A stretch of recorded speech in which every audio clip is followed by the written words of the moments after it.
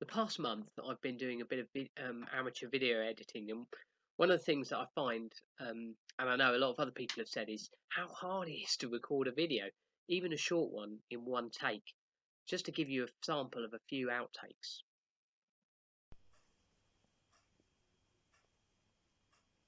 You're not winking. I did wink. So, what's it? Quietly. Oh, that was pants, that was. Merry Christmas. Till of night, throwing wine.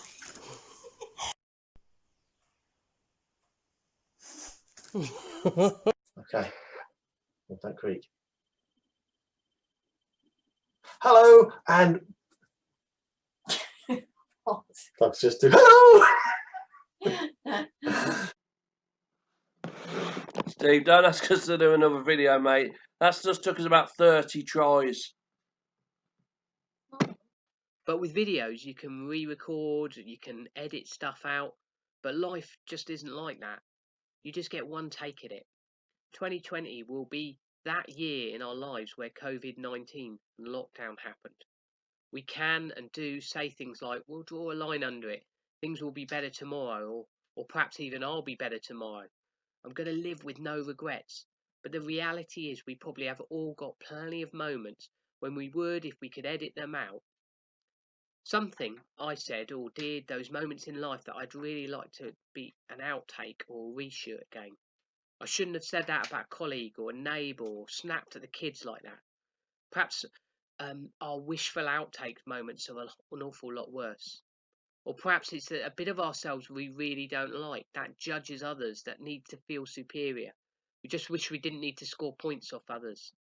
But like I said, life isn't like that. It's all played out in one take. We get one shot, warts and all, and it'll all be seen. The life of Jesus is different from ours. He entered the world and he lived in a way that he got it right all the time, every time. Life with no wannabe outtakes. The life of Jesus wasn't immune from life's sufferings. He was born into relative poverty. He was a refugee from a young age. And in his adult life, he suffered because he stood up to the religious bullies, and ultimately because he claimed to be the Son of God. His claim was that his innocent life would be in exchange for others. And during it all, he never stopped following the path that had been laid out for him, loving and forgiving. And in the end, because they couldn't stop him any other way, they murdered him on a cross. And some of his final words were, "Father, forgive them, for they don't know what they're doing." But this just wasn't another life amongst billions of others, little mini movies, lives out there. The Christian claim is that the life of Jesus is the blockbuster. It's the movie that makes sense of all the other little movies out there, our little lives. It's the death of Jesus, the Son of God, that boldly declares the strapline for this blockbuster. For God so loved the world that he gave his one and only Son, that whoever believes in him shall not perish but have eternal life. And Jesus says, if you would put your trust in him, then our little lives, with all their wannabe outtakes, all those regret moments of failure and weakness, will be edited out in the final cut. In the end, they won't be seen. Instead, the perfect life of Jesus will blot them out.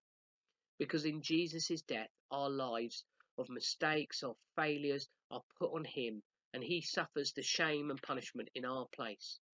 And more than that, though, he invites us to join our little movie lives to the blockbuster, to be part of what God is doing in the world through his Son. And our little movie lives have significance because God says they do. And that's why Christmas is special, because it marks this moment in history when the main actor, Jesus, enters the scene in the stable in Bethlehem.